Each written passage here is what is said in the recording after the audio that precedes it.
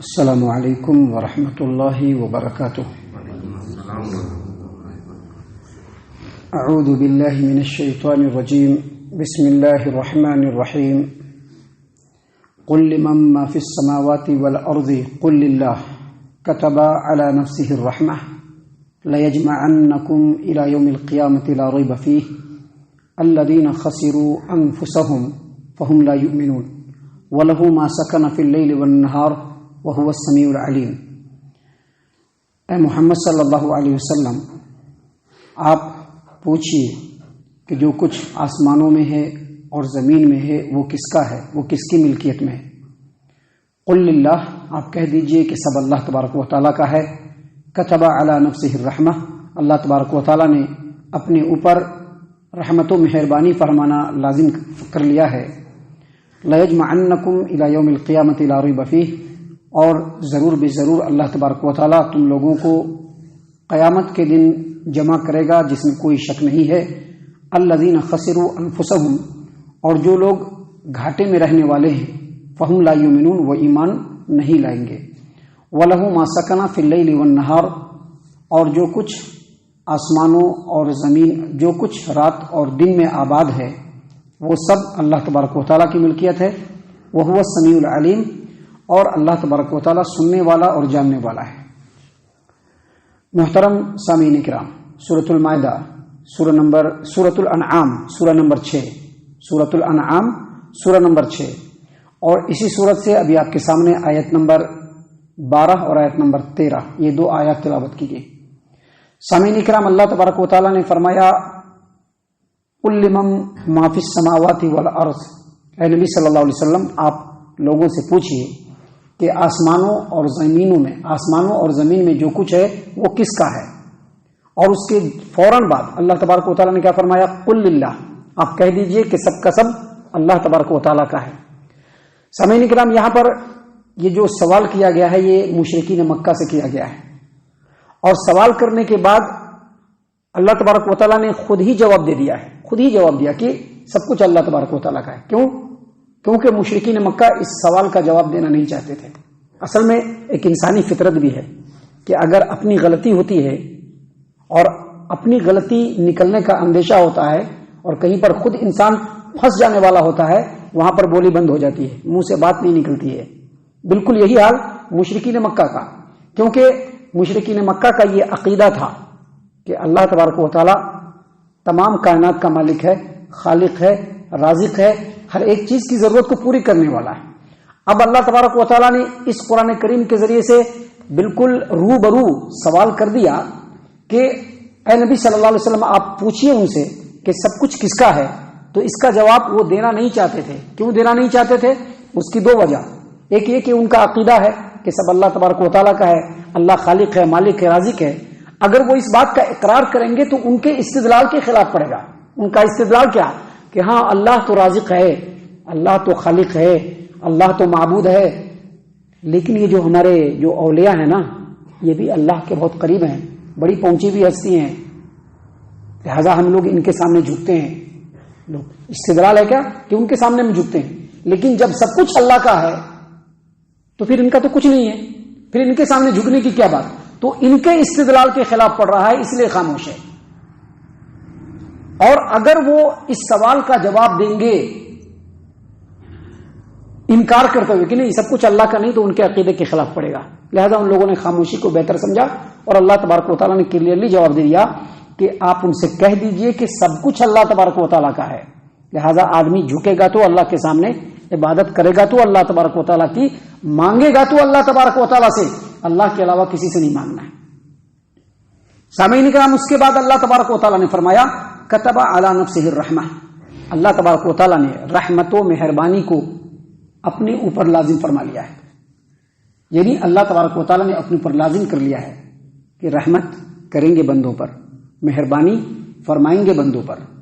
معزز سامعین کرام، یوں تو انسان کی پیدائش اور اس کی پرورش یہ سب اللہ تبارک و تعالیٰ کی رحمت سے ہے. انسان جو زندگی گزار رہا ہے، اگر کسی ایک قدم پہ بھی اللہ کی رحمت نہ ہو تو بندہ زندہ نہیں رہ سکتا. یہاں تک کہ اللہ تبارک و تعالیٰ کی رحمت کا یہ حال ہے کہ جو مشرکین ہیں وہ شرک کرتے چلے جا رہے ہیں لیکن پھر بھی اللہ ان کو دے رہا ہے.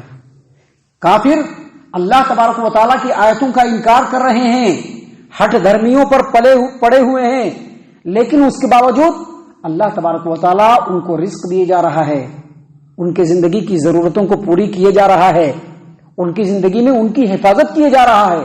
یہ اللہ تبارک و تعالیٰ کی رحمت ہے. یہی وجہ ہے کہ نبی اکرم صلی اللہ علیہ وسلم نے فرمایا، صحیح البخاری کتاب التوحید اور صحیح مسلم کتاب التوبہ کی روایت ہے، آپ صلی اللہ علیہ وسلم نے فرمایا کہ جب اللہ تبارک و تعالیٰ نے مخلوقات کو پیدا فرمایا تو عرش پہ لکھ دیا، کیا لکھ دیا؟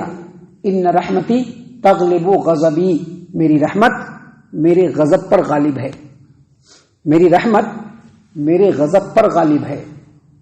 مطلب کیا ہے؟ مطلب یہ ہے کہ میری رحمت جو ہے وہ عام ہے، میری رحمت عام ہے، مومن کے لیے بھی مشرک کے لیے بھی. لیکن یہ کب تک؟ جب تک دنیا ہے تب تک. دنیا ہے جب تک انسان اس دنیا کے اندر بسا ہوا ہے تب تک اللہ کی رحمت اللہ کی غضب پہ غالب ہے. لیکن جب قیامت کا میدان ہوگا تو یہ جو رحمت ہے یہ خاص ہو جائے گا کن کے لیے؟ ایمان والوں کے لیے. قیامت کے دن اللہ تبارک و تعالیٰ کے صفت عدل کا ظہور ہوگا. اللہ تبارک و تعالیٰ ہر چیز انصاف کے ساتھ فرمائے گا.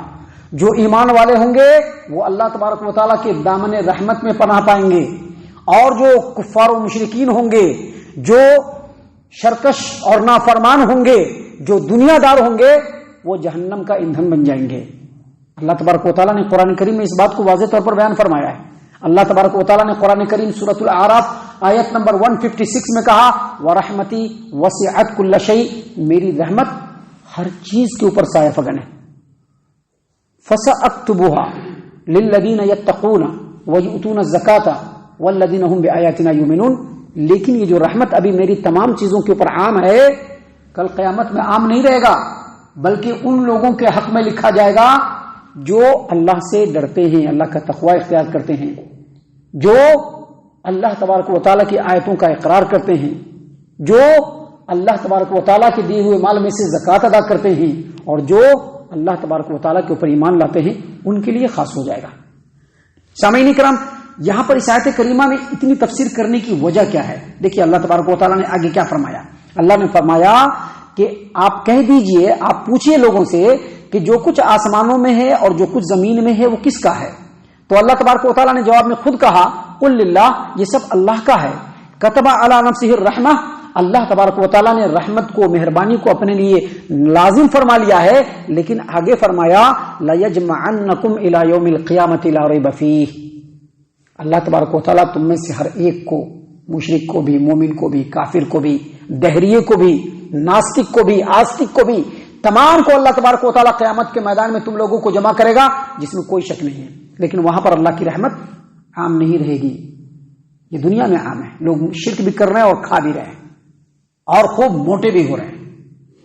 لوگ اللہ تبارک و تعالیٰ کے بغاوت پر آمادہ ہے اور ان کو پاور بھی مل رہا ہے. یہ صرف دنیا کے اندر ہے بس. آخرت میں کسی کا کچھ بھی نہیں چلنے والا. آخرت میں اللہ تبارک و تعالیٰ صفت عدل کے ساتھ اپنی کرسی پہ قائم ہوگا، اور پھر اس کے بعد جو حق ہوگا اس کا فیصلہ ہو جائے گا، جو باطل ہوگا وہ نیست و نابود ہو جائے گا. اللہ نے اسی بات کو یہاں پر بیان فرمایا، لَيَجْمَعَنَّكُمْ إِلَى يَوْمِ الْقِيَامَةِ لَا رَيْبَ فِيهِ. اللہ تبارک و تعالیٰ تم میں سے ہر ایک کو قیامت کے دن جمع فرمائے گا جس میں کوئی شک نہیں. اور جو نقصان پانے والے ہیں، جو نقصان میں ہی رہنا چاہتے ہیں، وہ ایمان نہیں لائیں گے. جو نقصان میں ہی رہنا چاہتے ہیں وہ ایمان نہیں لائیں گے. سامعین کرام، آگے اللہ تبارک و تعالیٰ نے مزید فرمایا، وَلَهُ مَا سَكَنَ فِي اللَّيْلِ وَالنَّهَارِ وَهُوَ السَّمِيعُ الْعَلِيمُ. جو کچھ دن میں آباد ہے اور جو کچھ رات میں آباد ہے، سب اللہ کا ہے. مطلب کیا؟ مطلب اللہ ہر چیز پر قادر ہے. اللہ تبارک و تعالیٰ ہر چیز پر قادر ہے. کوئی یہ نہ سمجھے کہ اللہ کو عاجز کر دیں گے، کوئی یہ نہیں سمجھے کہ اللہ تبارک و تعالیٰ کو ڈوج دے دیں گے، کوئی یہ نہ سمجھے کہ اللہ کو دھوکہ دے دیں گے، کوئی یہ نہ سمجھے کہ اللہ تبارک و تعالیٰ سے ہم بھاگ جائیں گے. نہیں، سب اللہ کا ہے. اور آگے اللہ نے فرمایا، وَهُوَ السَّمِيعُ الْعَلِيمُ، وہ سننے والا اور جاننے والا ہے. سامعین کرام، اس سورۃ کریمہ میں آگے اور بھی بہت ساری نصیحتوں کی باتیں ہیں جو اللہ تبارک و تعالیٰ نے خالص ہمارے لیے نازل فرمائے ہیں. ہم اللہ تعالیٰ سے دعا کرتے ہیں کہ اللہ تعالیٰ ہم تمام کو ان تمام باتوں کے اوپر خوب غور و فکر اور تدبر کرنے کے ساتھ ساتھ ان باتوں کے اوپر عمل کرنے کی بھی توفیق عنایت فرمائے، آمین۔ اللہ تعالی ہم تمام کو صحیح معنوں میں پکا سچا مومن مسلمان بنائے، اللہ اور اس کے رسول صلی اللہ علیہ وسلم کی اطاعت و فرما برداری کرنے والا بنائے، صحابہ کرام رضی اللہ عنہم کے طریقے پر چلنے والا بنائے، جنت الفردوس میں جگہ عطا فرمائے۔ اے اللہ ہم تمام کو جہنم سے پناہ دے، اے رب العالمین ہم تمام کو جہنم سے پناہ دے، اے مالک الملک ہم تمام کو جہنم سے پناہ دے، آمین یا رب العالمین۔ وما علینا الا البلاغ المبین۔ تبارك الذي نزل الفرقان على عبده ليكون للعالمين نذيرا